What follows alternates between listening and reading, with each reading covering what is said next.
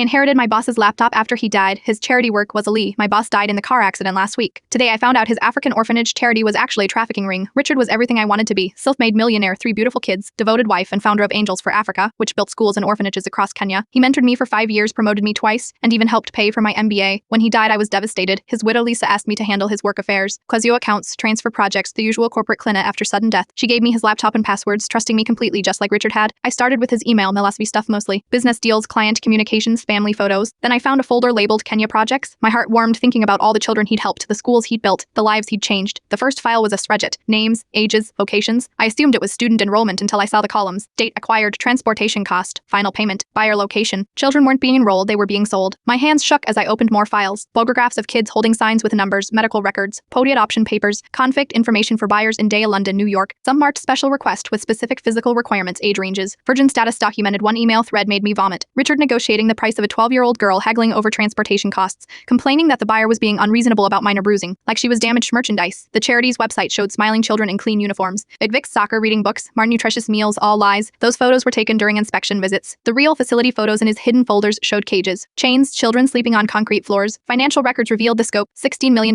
over 8 years, not building schools, selling children. The administrative costs that donors thought went to supplies and teacher salaries were bribes to officials, transportation for trafficking, payments to recruiters who found vulnerable families. I recognized names in his contact list, city councilman who'd attended his fundraisers, that judge who always praised his humanitarian work, the police chief who'd given him a citizenship award, all receiving regular payments, all part of the network. One video file was labeled with just a date last month. Richard at what looked like a warehouse inspecting a group of terrified children like livestock, shaking teeth, measuring heights, making notes on a clipboard while armed men stood guard. The man who taught me about integrity, who'd cried at my wedding, who'd held his own daughter's hand at her piano recital just days before I found correspondence with Lisa. She knew she managed the charity's legitimate front, organized fundraising galas, and played the perfect philanthropist's wife while children disappeared. Their joint bank account showed her signature on every transfer, every payment, every sale. The most recent email was from 3 days before his death, a buyer complaining that their product had arrived, damaged beyond use, and demanding a replacement. Richard had responded with casual irritation, promising to source another child within the week, like customer service for human trafficking. My phone buzzed, Lisa texting to ask if I'd finished with the laptop, if everything was handled, if I'd found anything concerning that needed to be addressed privately. She knew I knew. I copied everything to multiple drives, uploaded files to secure cloud storage, nafoded every name, every transaction, every child whose life had been destroyed by the man I'd idolized, the man whose recommendation letters had gotten me into business school, whose charity work had inspired me to volunteer. The funeral is tomorrow. Prengrees will attend, city officials, business leaders, news crews covering the tragic loss of a humanitarian.